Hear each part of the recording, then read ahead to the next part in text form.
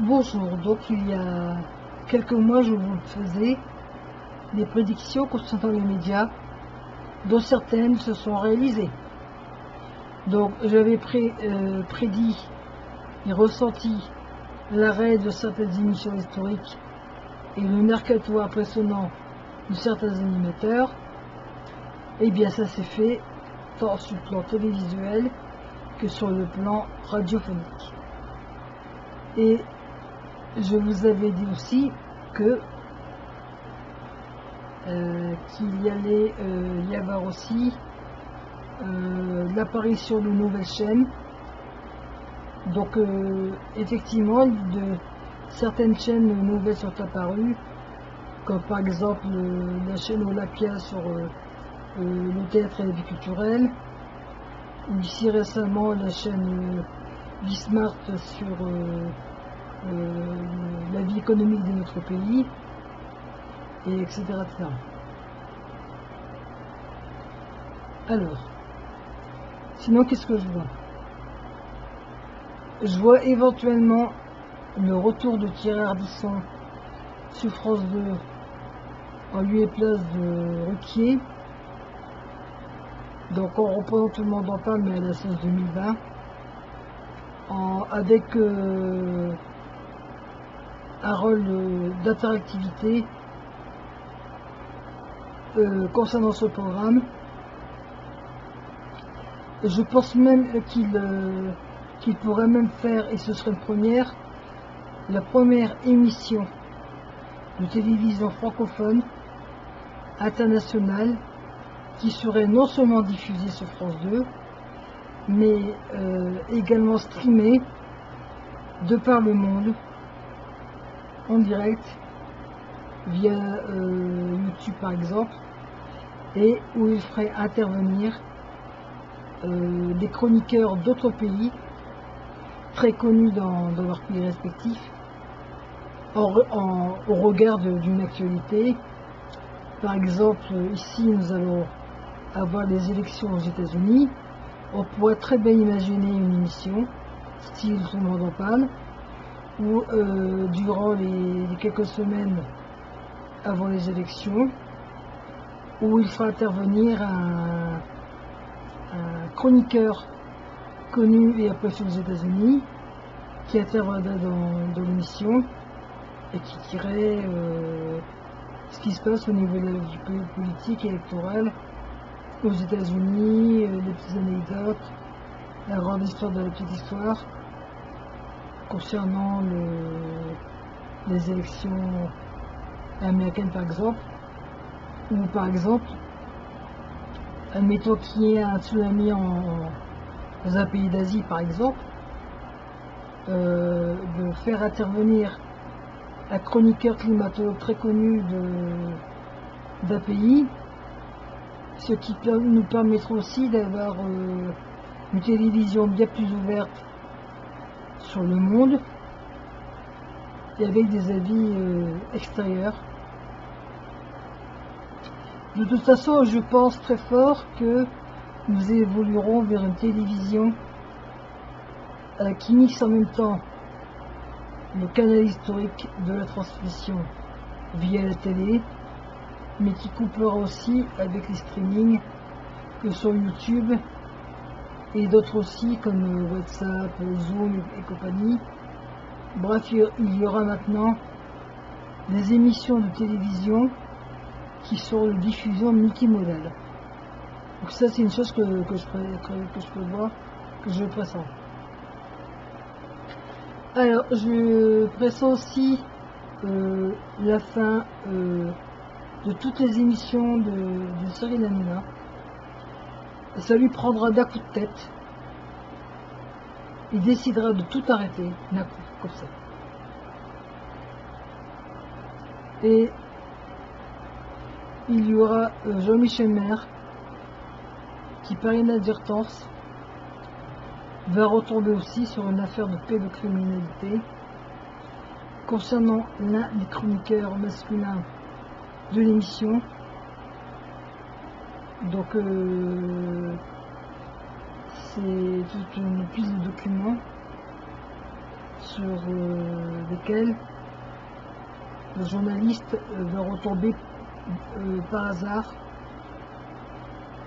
en cherchant quelque chose dans un bureau. Je crois que ça va être peut-être des clés ou son téléphone portable, et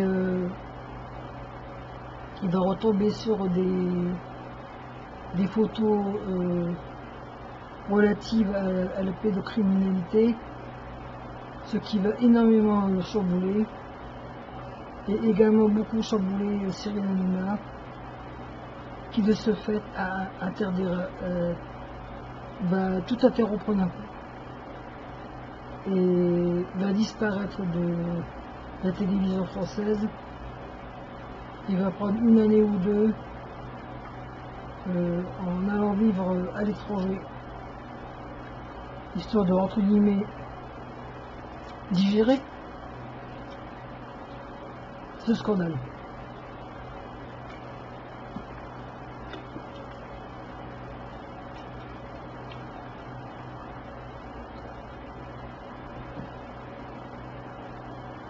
Et concernant Mathieu Delormeau, il va très bien rebondir au niveau médiatique.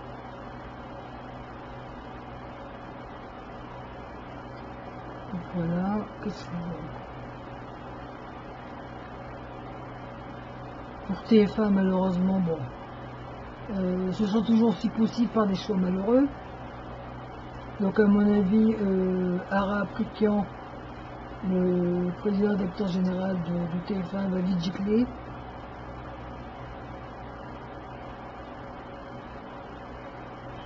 Régime public, genre particulier. Donc on va continuer à l'apparition de nouvelles chaînes.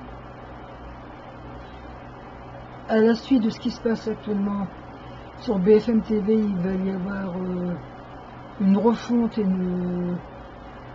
une mise en perspective, notamment surtout pour les chaînes info que nous connaissons tous, qui vont complètement changer de paradigme. D'abord, il y a eu l'effet Covid-19, en découvrant qu'on pouvait faire de la télévision autrement, et dans le fond pas si cher que ça avec les streamings comme Zoom, Snap, WhatsApp et compagnie. Donc je pense aussi l'appareil. De toute façon, la télévision de maintenant, elle continuera à exister en colonne vertébrale de l'information, mais elle sera désormais multimodale. Donc le téléspectateur moyen lambda ne se verra plus du tout contraint à suivre un programme par rapport à un canal précis. Bon, c'est déjà le fait, mais là ça va carrément aller plus loin, quoi. Donc, voilà.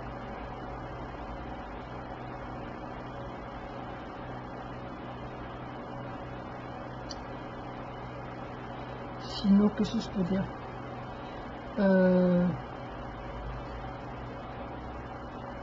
Il va y avoir aussi un progrès au niveau télévisuel, et que à la suite du décès d'un animal, donc d'un tigre, dans Fort Boyard, il y aura soit l'arrêt définitif de l'appareil de l'émission, ou alors il y aura l'utilisation de techniques comme l'hologramme, l'image de synthèse hyper réaliste, et aussi les animatroniques. Je sais pas si c'est français ce que je dis concernant ce jeu. Personnellement,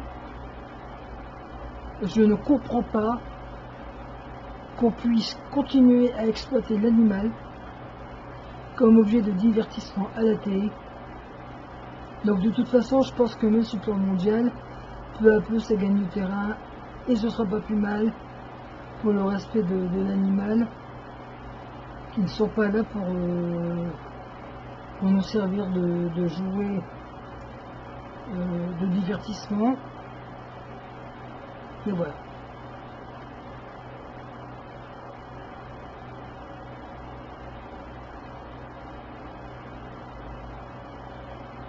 Donc c'est tout ce que je peux vous dire sur les médias. Merci de m'avoir écouté et de votre attention. Au revoir.